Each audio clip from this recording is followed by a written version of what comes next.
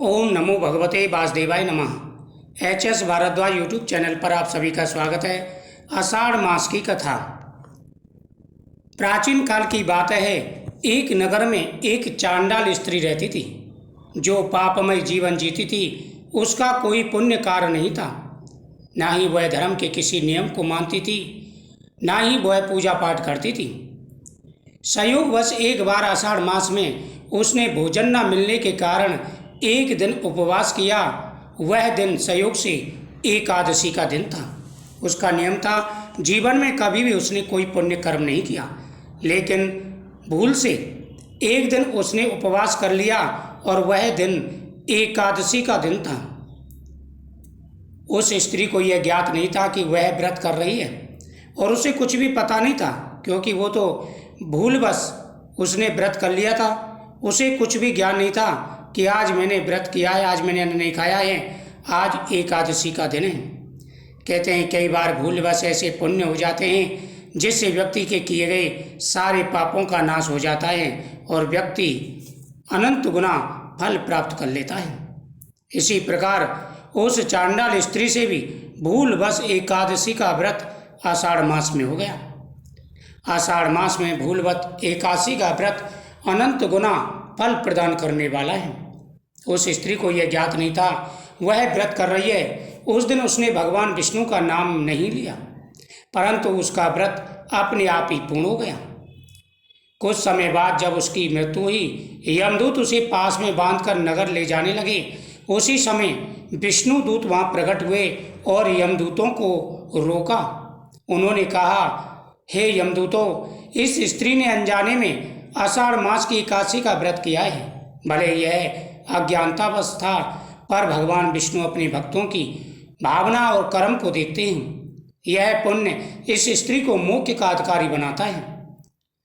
यमदूत चुप हो गए और विष्णुदूत उस आत्मा को दिव्य विमान में बैठा कर विष्णु लोक को चले गए। आषाढ़ मास का बड़ा महत्व है। जो व्यक्ति भूल से एक दिन व्रत करने से मुक्ति को प्राप्त कर सकता है, अगर जानबूझकर के इस महीने में व्रत किया जाए और साथ ही दान पुण्य किया जाए तो उसके पुण्य को कौन कह सकता है। भगवान विष्णु की कृपा इतनी व्यापक है कि अनजाने में भी यदि कोई पुण्य कर्म हो जाए तो उसका फल अवश्य मिलता है। आषाढ़ मास विशेष रूप से भगवान विष्णु को प्रिय है। इस मास में विशेष रूप से एकादशी व्रत, तुलसी पूजन, दान, स्नान, जप और ध्यान करने से महान पुण्य प्राप्त होता है। भगवान अपने भक्तों को केवल कर्म नहीं, भावना की महत्व देते हैं। इस महीने में जो नियमों का पालन करता है, जैसे श्री हरि विष्णु का पूजन करना, हरि नाम कीर्तन करना, तुलसी का रोपण करना, गौ सेवा व गौदान करना, पवित्र नदियों में स्नान और एकादशी तथा अन्य व्रतों को करना अनंत गुना फल प्रदान करने वाला है। इसी प्रकार से प्राचीन समय की बात है, एक राजा थे। राजा के राज में हर प्रकार का सुख और वैभव था। राजा धर्मात्मा थे, हर प्रकार के वह कर्म करते थे, जैसे यज्ञ करना, दान देना, गरीबों की सहायता करना, और उनके राज में प्रजा भी बहुत सुखी थी। लेकिन उनके एक ही दुख था कि उनकी जो प्रजा थी वह लालची थी। सत्य और संतोष उनकी प्रजा में नहीं था। इसी चिंता में वह परेशान थे और महर्षि वशिष्ठ जी के पास गए। वशिष्ठ जी से बोले, हे गुरुदेव, वैसे तो मेरे राज्य में हर प्रकार का सुख है, लेकिन एक ही दुख है कि मेरी प्रजा असंतोषी है, प्रजा को संतोष नहीं है। मुनि वशिष्ठ बोले, हे राजन, आषाढ़ मास का महीना चल रहा है, आप अपनी प्रजा में घोषणा करवा दूं कि इस महीने में जो भी संतोषी होगा और सत्य पर चलेगा उसे पुरस्कृत किया जाएगा।